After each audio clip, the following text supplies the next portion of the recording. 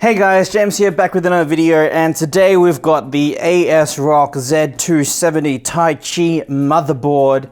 So let's get straight into some specs. You've got Wi-Fi 802.11ac on board. There's dual Intel LAN with teaming, but apparently it's not supported by Windows 10. You have phase powering, so reinforced system stability. You have steel PCIe slots. It's Intel Optane ready. You have dual USB 3.0 connectors, that is Type C and Type A.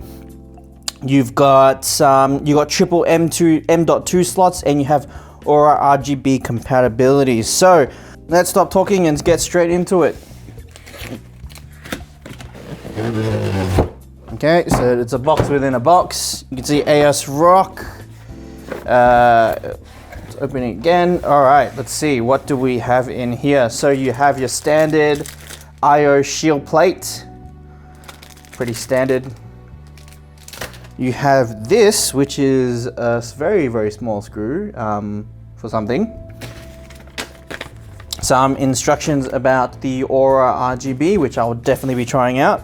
You have your user manual, you have your quick installation guide coming with a CD with the ASRock sticker. I love stickers, though I don't really use them anymore, and a postcard. Okay, interesting.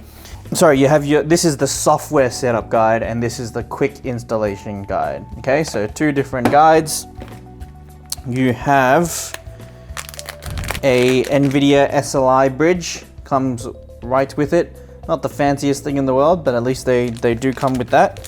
Another SLI bridge slot, I won't open this one, but it's dual, so you can see dual SLI bridging. This is just a single SLI bridge. Another one of these small screws, I wonder what these are for. Two Wi-Fi antennas, two SATA cables. One is right angled, one is straight, and the same with this one. So you have four totals. Then finally you have the big motherboard itself. So, oh, you have another, oh, is this another one? It could be the same one.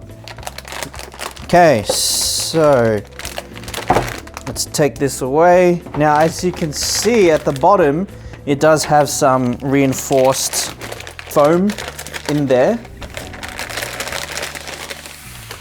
So of course you have your three M.2 slots, which is really, really nice.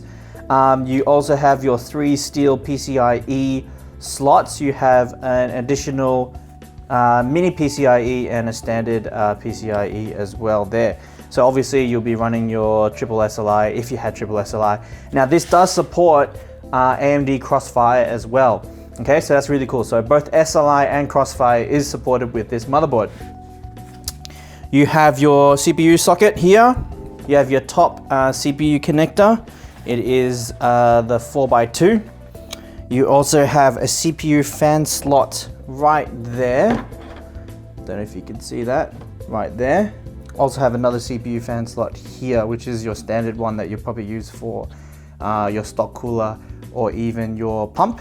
If you're doing that, you can see this bit is all metal here as well, which is really nice. This is just a plastic shroud. You can probably take that off. In terms of your I/O, you have four USB 3.0 slots. You have the two USB 3.1, dual gigabit LAN. You have your standard 5.1 surround sound with optical, and these are gold plated connectors.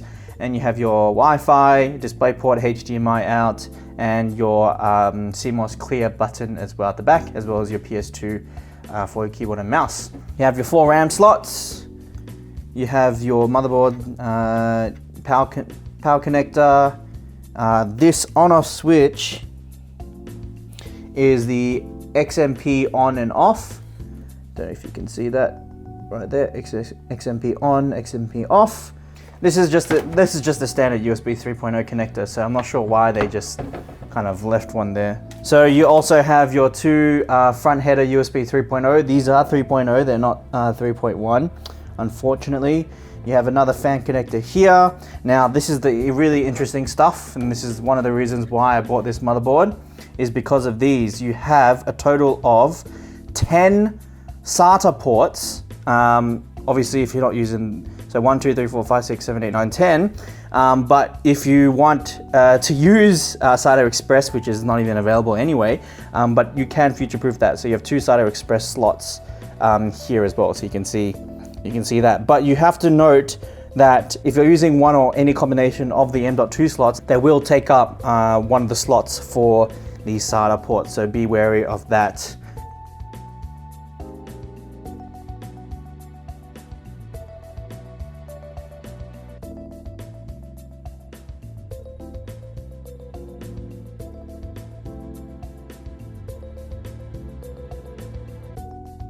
Now at the bottom, pretty standard stuff. USB headers, RGB LEDs, and all that jazz. And you have an LED readout as well with some more CPU fan stuff and your CMOS batteries.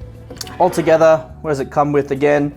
Your quick installation guide as well as your software installation guide. You have 2 SLI bridges that come with that. You have 4 SATA cables, which is awesome. I love that. You have 2 Wi-Fi antennas. You have 3, so I was right, 3 of these small screws. These are the M.2 screws. I figured it out. These are for M.2, that's what. 3 M.2 screws. Your I/O shield plate, and just a quick kind of sheet about Aura LEDs. So far, pretty happy with this motherboard. Not really complaining anything about it. I mean, I'm pretty excited. The reason I got this motherboard, mainly because of these SATA ports, as well as it just looks nice. The white theme, I usually don't go with white theme, but I'm you know, experimenting a little bit. And just the overall flexibility and stuff that I can do in the future is really, really cool. So that's why I bought this motherboard. Love these 4 SATA cables, and I just can't wait to put this into the build and see how it performs, even though performance isn't that much of an issue. Also forgot to quickly mention that the LEDs will be around this kind of heatsink here as well. So it will just be around here. Now it does look like there are some plastic coverings. So for example, we can take that off. There are a few plastic coverings which we may leave or take them off. We'll see. But yeah, that's it for this video. Hope you liked it. Like it if you liked it, dislike if you disliked it. Leave a comment below if you have any questions or any comments about this particular motherboard, and I will try my very best to try to answer all the questions that you guys may have. Subscribe to see more videos like this in the future, and I will see you guys in the next one.